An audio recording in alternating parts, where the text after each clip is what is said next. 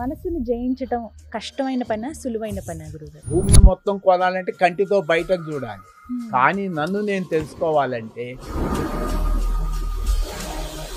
కళల్లో గురువుగారు ఎవరో పెద్ద వ్యక్తుల్ని మనం కలిసినట్టు, మనం చాలా గొప్ప జీవితాన్ని అనుభవించినట్టు, లేకపోతే ఏదో మనకి ప్రమాదం అది జరుగుతున్నట్టు. అల్పము.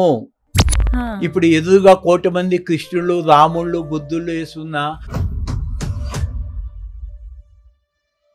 ఎదుటి వ్యక్తిలో లేకపోతే ఎదుటి వస్తువులో కూడా అలా మన పరమాత్మను చూడొచ్చు అంటారా వస్తువులో చూడటం, వస్తువు కూడా పరమాత్మ. గురుగారు?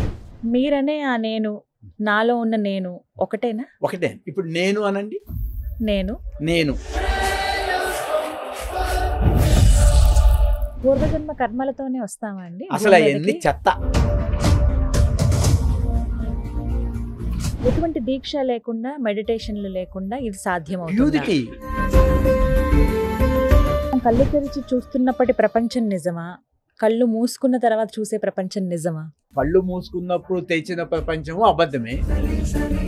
ఒక మాట అడుగుతాను గురుగారు, మీరు నిద్రించి కొన్నేళ్ళు అయిందట కదా, అవును. నిజమా?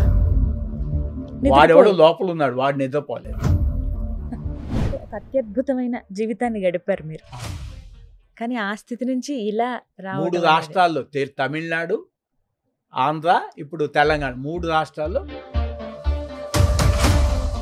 I'm richest man in the world.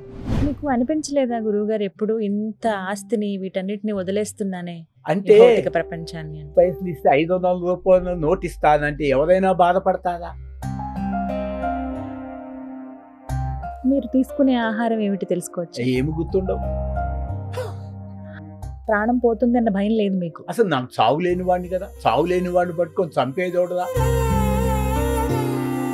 పరమాత్మ అంటే మీకు ఎలా కనిపిస్తారు? కనిపిస్తే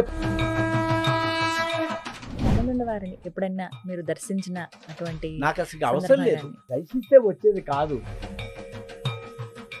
జగమే మాయ, బ్రతుకే మాయ, వేదాలలో సారమింతేనయా.